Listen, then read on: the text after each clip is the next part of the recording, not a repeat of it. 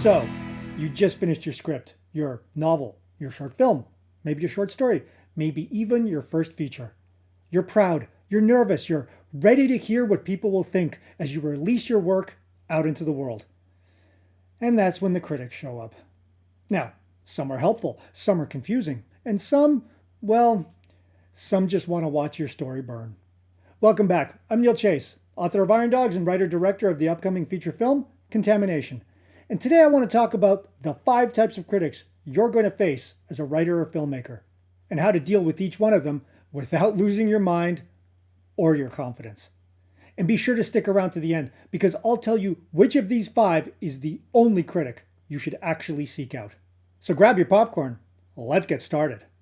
Okay, I know the one you're thinking of, so let's get the worst out of the way first. Of course, I'm talking about the troll. This is the internet's favorite villain. The troll doesn't care about your story. Honestly, they probably haven't even read your script or seen your film. They just want to hurt someone. And today, that someone is you. They attack your character, your talent, your appearance, your intentions. It's not feedback. It's a personal jab. For the most part, they're strangers, targeting anyone and everyone on the internet.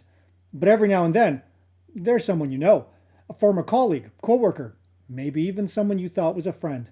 Someone who should have had your back. Now, I've dealt with all kinds of trolls. For example, when my movie Spin the Wheel first came out on VOD, the IMDb page went live, meaning that people could post reviews and rate the film. Within an hour of it going live, we had our very first review. A 1-star rating and what must have been a 5-page rambling diatribe written by AI and full of references to characters and plot lines that weren't even in the film.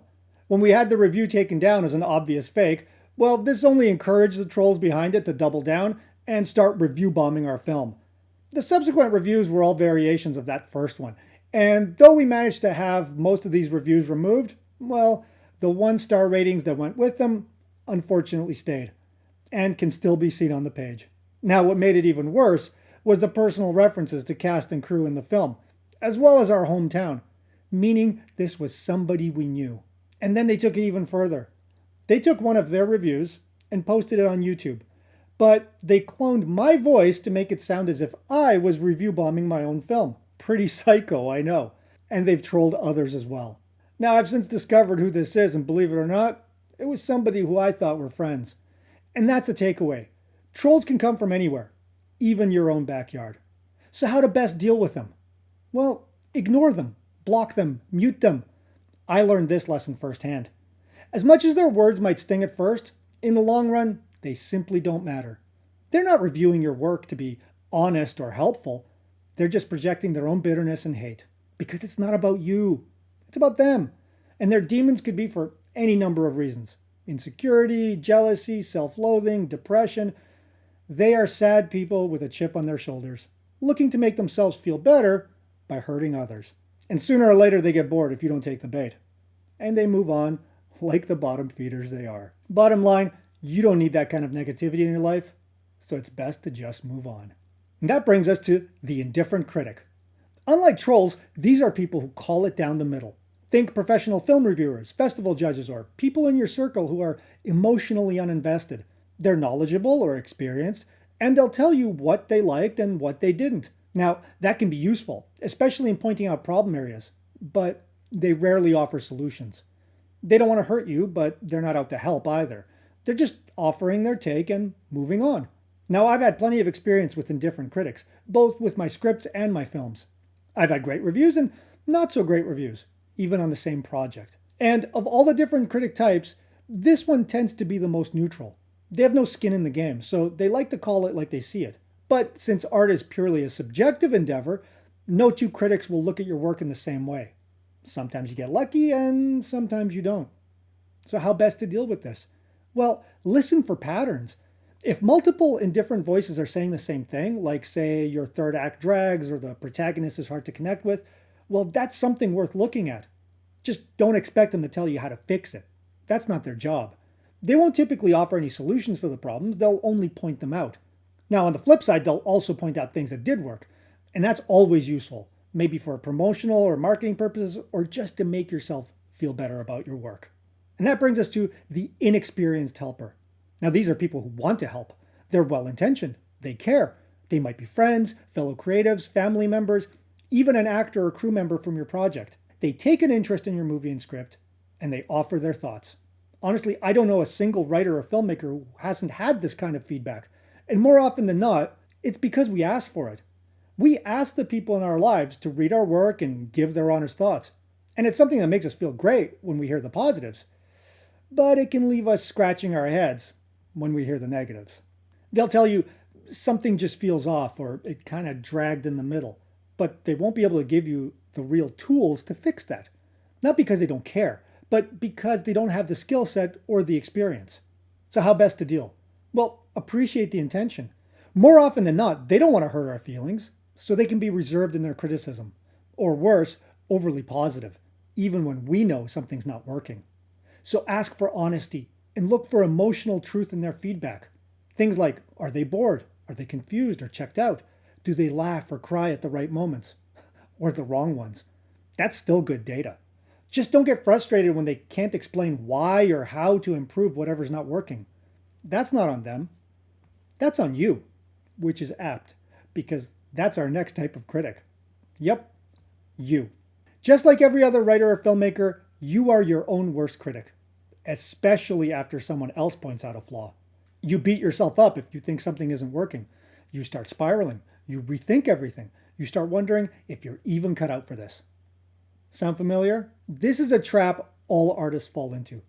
Most will criticize their own work even when it's a hit. Heck, I know actors, filmmakers, and writers who can't even watch their own movies because they're too hard on themselves.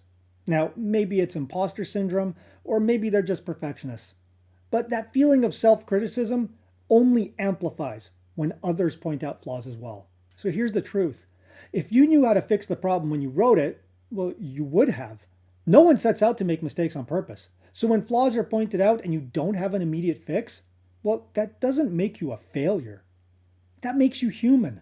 So how best to deal with this? Step back, get perspective. Recognize all the good that's come from the creative process, even if you're not happy with the end product. With each script or movie you make, you learn and you get better. It's almost impossible not to, especially if you're genuinely putting in the work. But if you're not ready to throw in the towel on your current project, well, find someone who can help. If you don't know what to do, talk it through with someone who does.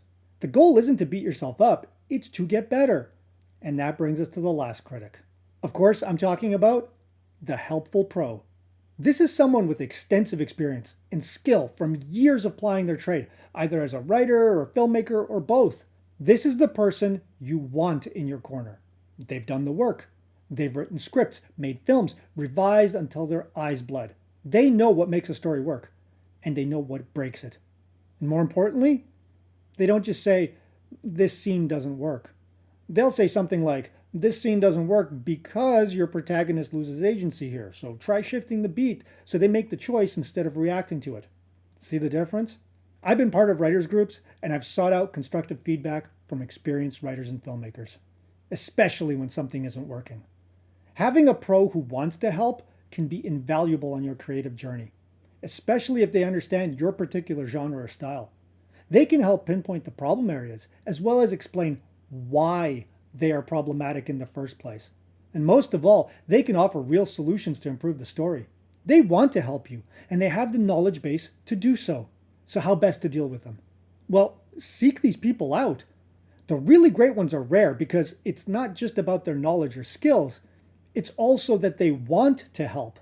That sets them apart from the indifferent critics of the world, which are far more common. So join elite writers groups, take advanced courses, track down pros that you admire, pay for notes if you need to, offer to swap reads, whatever it takes. These are the voices that will help you level up because they understand the craft and they respect the journey that you're on. Of all the critics on this list, this is the one you should seek out and listen to the most. Because not all criticism is created equal. And as a writer or filmmaker, you don't just need thick skin. You need smart filters. Knowing who the feedback is coming from is just as important as what they're saying and why they're saying it. So trolls, cut them loose. Don't give them rent-free space in your head. Indifferent critics, well, respect their honesty, but don't expect direction. Inexperienced helpers, listen for what feels off, but take their advice with a grain of salt. Your own inner critic? Well, keep him in check.